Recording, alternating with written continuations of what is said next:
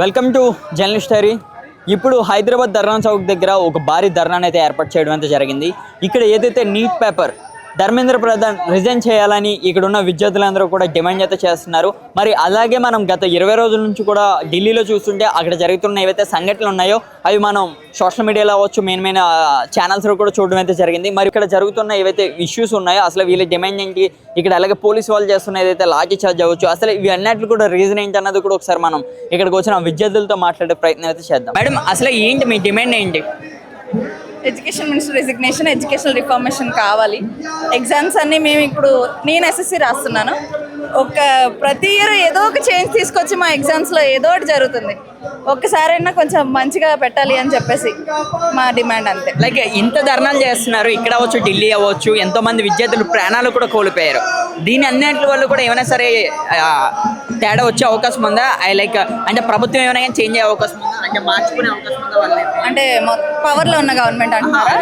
అంటే ఇప్పుడు నిర్ణయాలు వాళ్ళు మార్చుకుంటారో లేదో తెలియదు, కానీ మార్చుకునే వరకు మాత్రమే ప్రొటెస్టులు జరుగుతాయి, అది మాత్రం నేను చెప్పగలను. నరేంద్ర మోదీ గారు నిన్న ఈవినింగ్ ఒక ట్వీట్ చేశారు, లైక్ దానికోసం ఏమంటారు? అదైతే చూసాను, కానీ కరెక్ట్ ఆన్సర్ అయితే ఇవ్వలేదు. చేస్తాను చూస్తాను అనేలాగే ఉంది.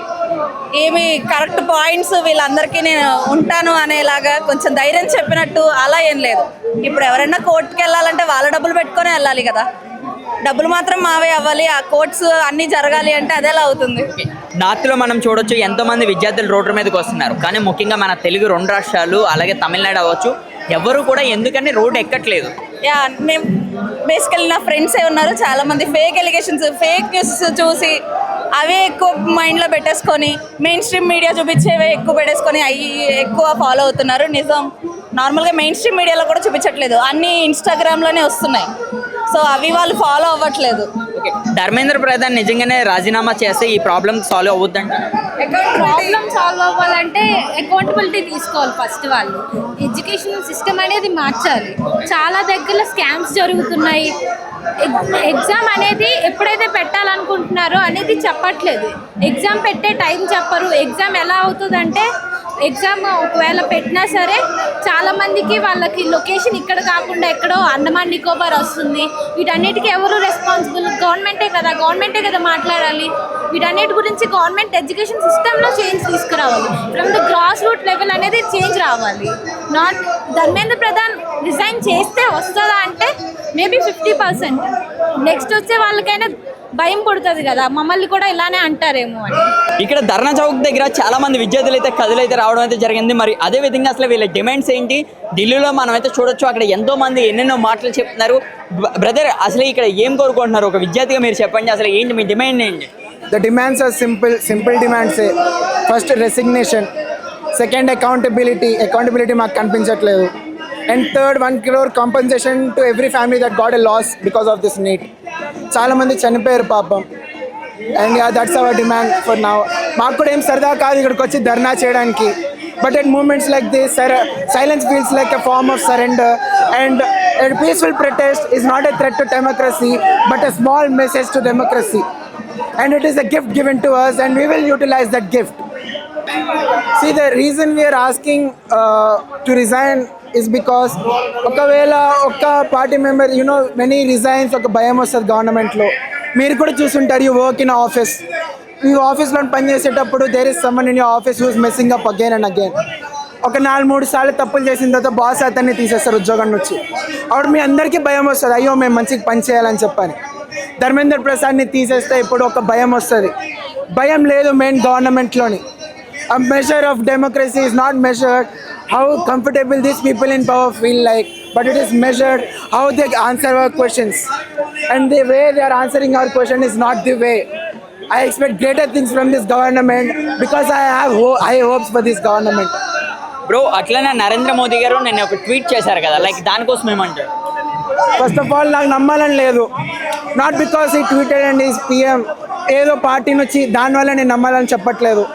The reason I'm not trusting them is because ఒక్కసారి they messed up 2 times, మళ్ళీ తప్పు చేశారు, 3 times చేశారు.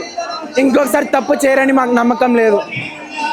I just want actions, not words, not a tweet, not a reel. I want actions, and please show some action. అసలు ఏం కోరుకుంటున్నారు మీరు విద్యార్థులందరూ కూడా కలిసి? పేపర్ లీక్ అవ్వకుండా సక్రమంగా ఎగ్జామ్స్ నడిస్తే మేము ఎందుకు ఇవన్నీ చేస్తాం, మాకు అవసరం ఇవన్నీ చేయడానికి. ఓకే, అంటే ఇది మీరే డిజైన్ చేశారా లైక్? ఓకే, ఎందుకని ఇదంతా అంటే ఒక ప్రధాన మంత్రి మీద ఈ విధంగా చేయడం ఎంతవరకు కరెక్ట్ అంటారు? ఆయన మాకు బాగా చేస్తే మేము కూడా అదే రెసిప్రోకేట్ చేస్తాం, ఆయన మంచిగా చేయకపోతే మేము కూడా ఏం చేయము. అసలు ఏంటి డిమాండ్ ఏంటి మీది? లీక్స్ అవ్వద్దు, నోటిఫై చేయాలి ముందు ఏమన్నా ఉంటే ప్రాబ్లమ్స్ ఉంటాయి మాకు అప్పటికప్పుడే తెలిస్తే మేము నీట్ రాసాము, మాకు పేపర్ లీక్ అయింది, చాలా కష్టపడ్డాం, మళ్ళీ రాసాము, మళ్ళీ లక్ బాగాలేదు, చాలా అదేదో మాకు ముందే చెప్పుకుంటే మేము చేసుకున్నాం ఏదో ఒకటి, వేరే ఆప్షన్స్ అన్న పెట్టుకుంటాం. For medical students there are no other options. Ma'am, కానీ ఇప్పుడు ఒక్క మాట చెప్పండి, అంటే ఇప్పుడు ఇంతమంది చేయడం వల్ల సుమారుగా ఢిల్లీలో కూడా చాలా మంది ప్రాణాలు కోల్పోయారు విద్యార్థులందరూ కూడా. ఇన్ని జరుగుతున్నా ఏమైనా మార్పు కనిపించే అవకాశం ఉందంటారా? లైక్ దీనివల్ల ఏమైనా కానీ చేంజ్ అవుద్ది అంటారా? ఇప్పుడు ఎంతమంది అయితే ఎక్కువ వస్తారో the more the people show up, the more people get to no.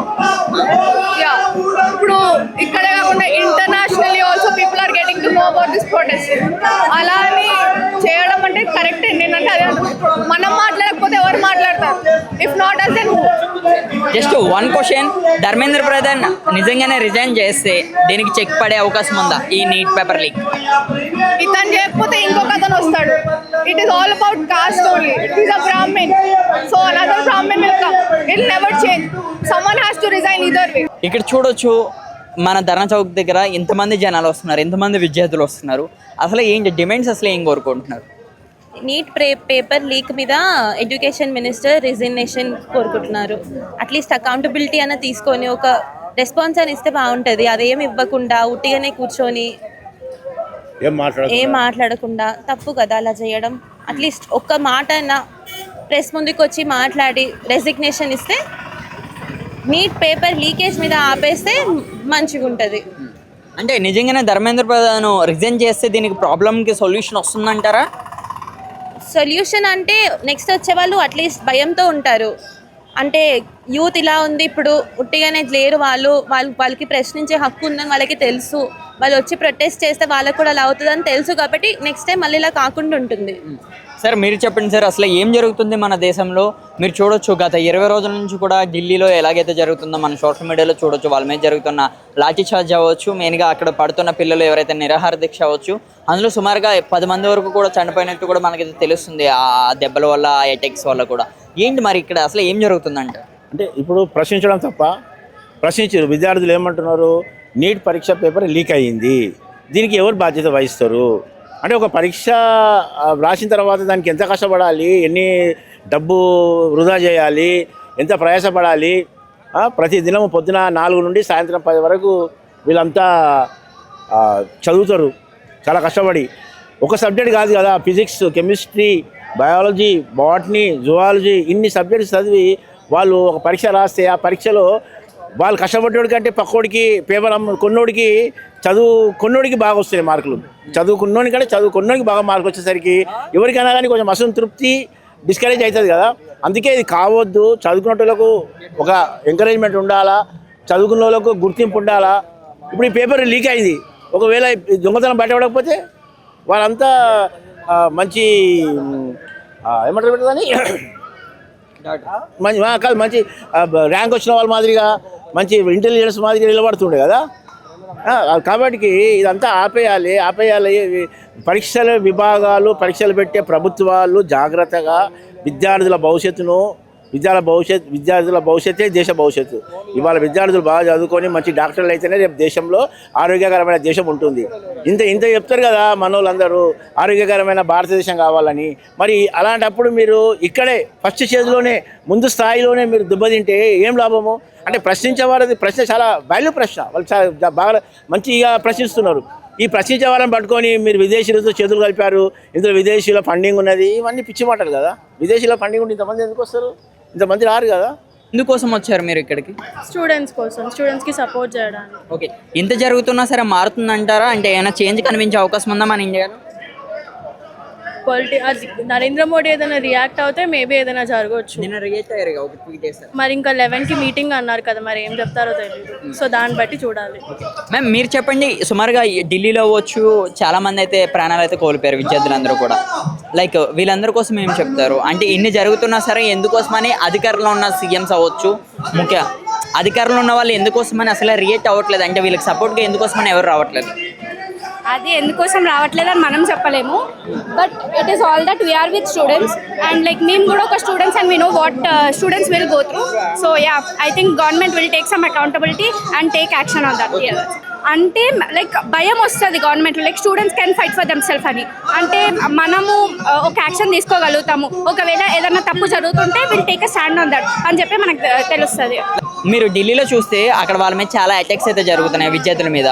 Fire attack అవ్వచ్చు, వాటర్ అటాక్ అవ్వచ్చు, ఇవన్నీ కూడా ఇక్కడ కూడా చేయడానికి చాలా రెడీగా ఉన్నారు. ఇప్పుడు మీరు చూస్తుంటే ప్రతి ఒక్కరి చేతిలో కూడా లాఠీలు ఉన్నాయి, బయటేమో వాటర్ ట్యాంక్స్ ఉన్నాయి. లైక్ దీనికోసం ఏమంటే స్టూడెంట్స్ అనేది పీస్ఫుల్ ప్రొటెస్ట్ కోసమే చూస్తున్నారు. మేమేం వాళ్ళ ఫైట్ అట్లా ఏం కాదు, పీస్ఫుల్ ప్రొటెస్ట్ కోసం చూస్తున్నారు. అండ్ వాళ్ళు ఛార్జ్ తీసుకోవడం I don't think it's right. Just madam నమస్తే అండి. ఢిల్లీలో చాలా యుద్ధమే జరుగుతుంది. పిల్లలందరూ కలిపి ఏకంగా ప్రధానమంత్రి గారికి వాళ్ళని గట్టిగా ఓడిస్తున్నారు గవర్నమెంట్. మరి ఇక్కడ తెలంగాణలో అసలు ఏం జరుగుతుంది, దేనికోసం ఈ డిమాండ్స్ అని?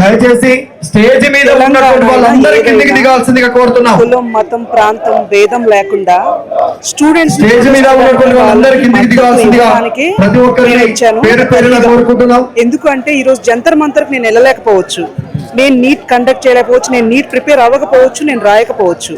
బట్ అక్కడ పిల్లల్ని చూసి వాళ్ళ ఏదైతే వాళ్ళ షరతులు ఉన్నాయో అవి గవర్నమెంట్ తీర్చలేకపోతోందని ఒక ఆవేదనతో వీళ్ళకి మద్దతు ఇవ్వడానికి వచ్చాను నేను. ఈరోజు వాళ్ళకి ఏమి అవసరం, రోడ్ల మీద పడుకోవడానికి, లాఠీ దెబ్బలు తినడానికి, తిండి నిద్ర లేకుండా వాళ్ళ కన్న తల్లిదండ్రులు ఎంత ఆవేదనకు గురవుతారు వాళ్ళు ఆ పరిస్థితుల్లో ఉండడం చూసి. కాబట్టి స్టూడెంట్స్ ఎప్పుడు కూడా ఇలాంటి ఒక సిచ్యువేషన్ స్టూడెంట్స్ ఎప్పుడు అయినా ఇంపార్టెంట్ ఇవ్వాలి, సిస్టమ్ మారాలి. ఇలాంటి విషయాల్లో సిస్టమ్ చాలా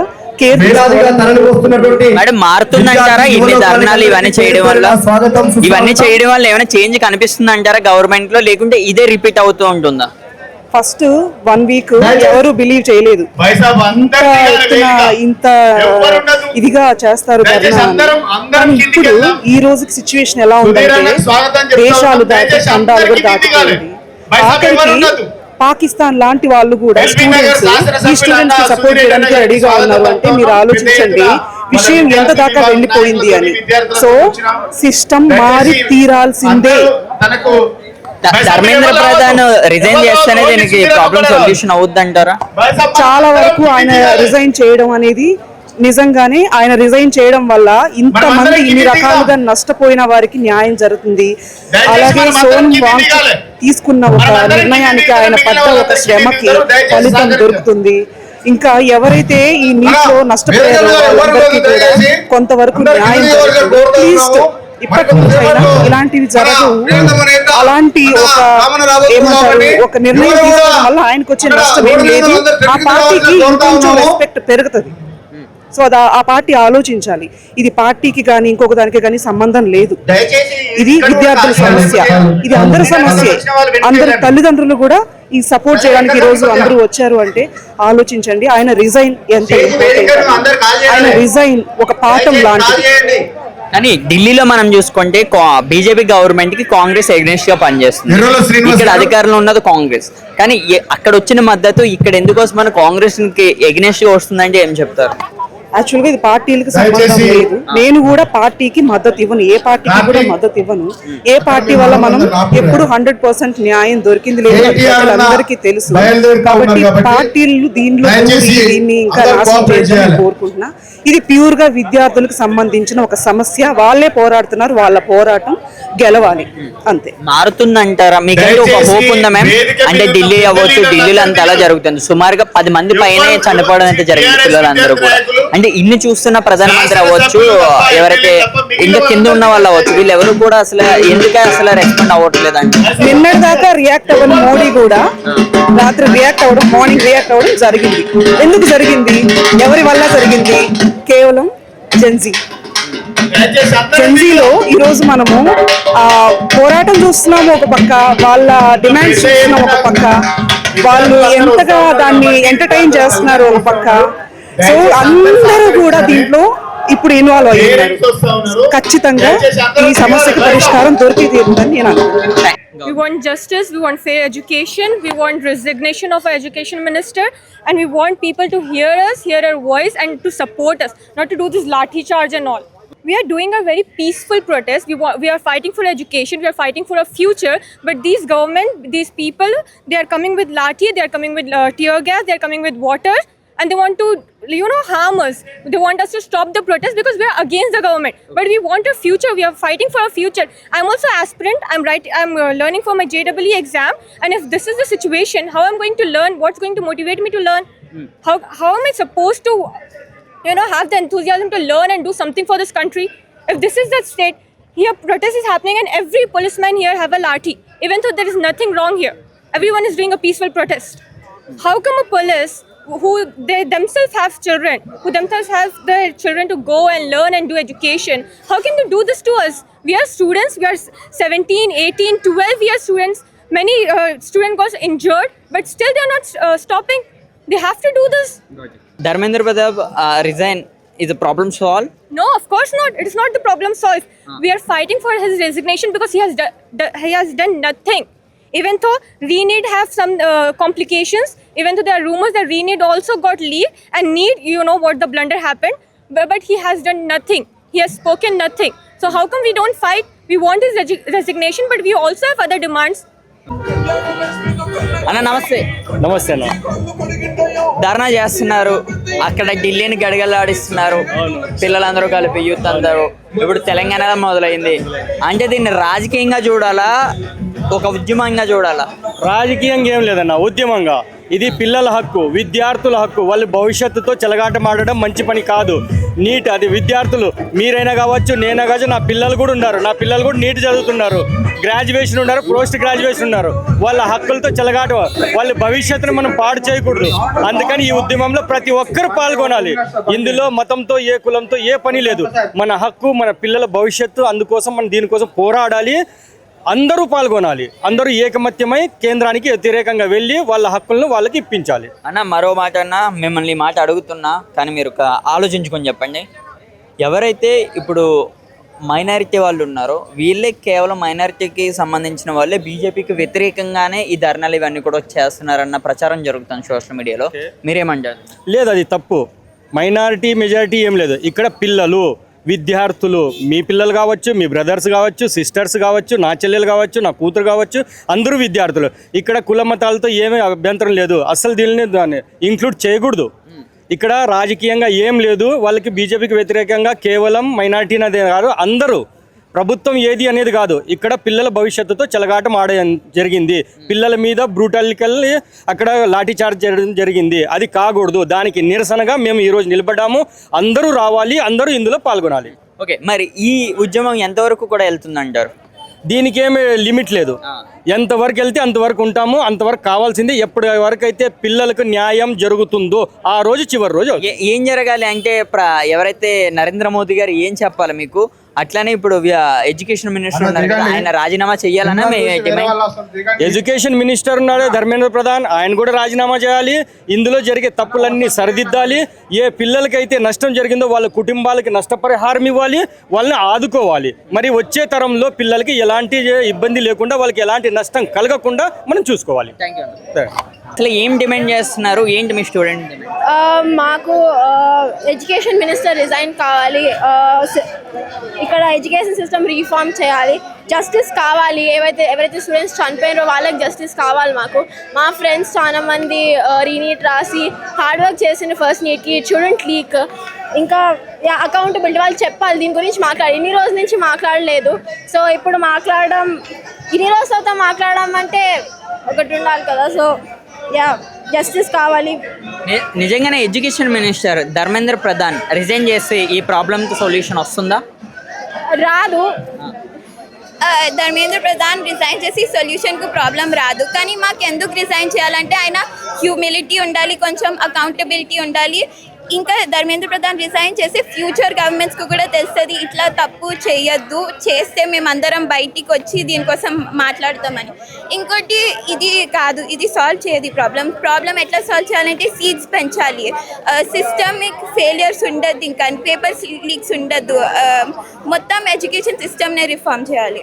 లైక్ ఇక్కడ మీరు ఢిల్లీలో చూసుకుంటే సుమారుగా ఒక 10 to 15 పీపుల్స్ ఎబోగానే డెత్ అయ్యారు స్టూడెంట్స్ అందరూ కూడా. లైక్ వాళ్ళందరి పరిస్థితి ఏంటి అంటే వాళ్ళ పేరెంట్స్ అవ్వచ్చు, వాళ్ళ ఫ్యామిలీస్ అవ్వచ్చు. వాళ్ళకి సిజేపీ అడుగుతుంది 1 crore కాంపన్సేషన్ ఇవ్వాలని, and that is very valid ఇవ్వాలని. ఎందుకంటే they face a lot, they have sacrifice their time and their money in to this, so they need compensation కావాలి. Okay, all CJP party out of funding coming to CJP party అని కూడా మాట్లాడుతున్నారు. Like దీనికోసం అర్థం కాదు. సిజేపీ పార్టీకి చాలా మంది ఫండ్ ఇస్తున్నారని కూడా మాట్లాడుతున్నారు. దీనికోసం ఏమంటారు? అంటే బయట నుంచి ఫండింగ్ వస్తుందని. ఫారెన్ ఫండింగ్ దానికి మాకేం ప్రూఫ్స్ లేవు చెప్పాలంటే, ఇవన్నీ అలిగేషన్స్, ఏమే సాలిడ్ ప్రూఫ్ లేదు, సో నో స్టేట్మెంట్. అంటే వీళ్ళు విద్యార్థులందరినీ కూడా వెనకాల ఉన్న ఏవైతే అపోజిషన్స్ అన్నీ కూడా ప్రోత్సహిస్తున్నాయి అన్న మాటలు వినిపిస్తున్నాయి. ఇది నిజమేనా? నిజం. మాకు అట్లా సిజేపీను సపోర్ట్ చేయడానికి ఏం రాలే, బీఆర్ఎస్ సపోర్ట్ చేయడానికి రాలే. మేము ఉత్తి స్టూడెంట్స్ కోసం, ఎవరు స్టూడెంట్స్ గురించి మాట్లాడుతున్నారు అంటే ఇప్పుడు సిజేపీనే, సో మేము దానికోసం వచ్చినాం. మేడం హాయ్, మీ పేరు? మువ్వా. ఓకే మ్యామ్, ఏమైనా చేంజ్ కనిపిస్తుందా బ్రో? ఇన్ని జరుగుతున్నాయి, ఇంత కష్టపడుతున్నాం కదా, చేంజ్ కావాలి. అవ్వకపోయినా will keep fighting for it, will keep protesting. అసలు మీ డిమాండ్స్ ఏంటి?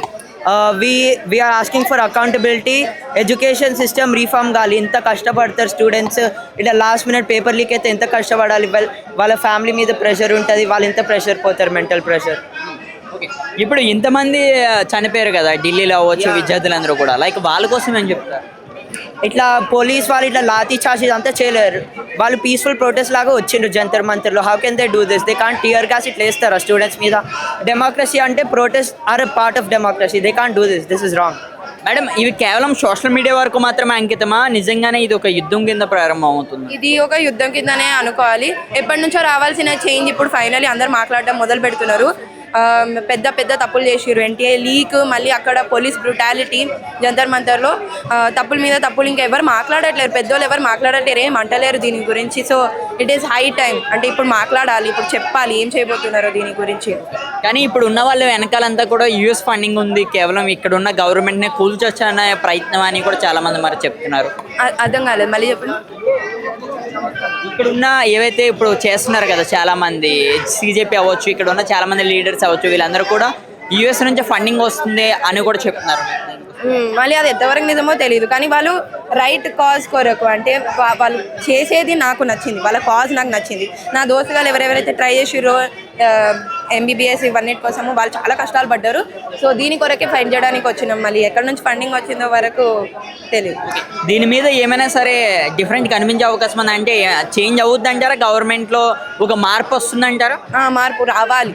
ఇప్పుడు రిజిగ్నేషన్ అయిందనుకో, నెక్స్ట్ వచ్చే వాళ్ళు ఆ పొజిషన్లో వాళ్ళు భయపడతారు ఏదైనా చేయడానికి. వాళ్ళకు ఇట్లా అనిపిస్తుంది, ఇట్లా మేము ఏమైనా చేస్తే మాకు మళ్ళీ రిజిగ్నేషన్ చేయమని అంటారేమో. సో అన్ని మంచి చేయాలని వాళ్ళకి అప్పుడు తెలుస్తుంది. అందుకే ఇలాంటివి అవ్వాలి.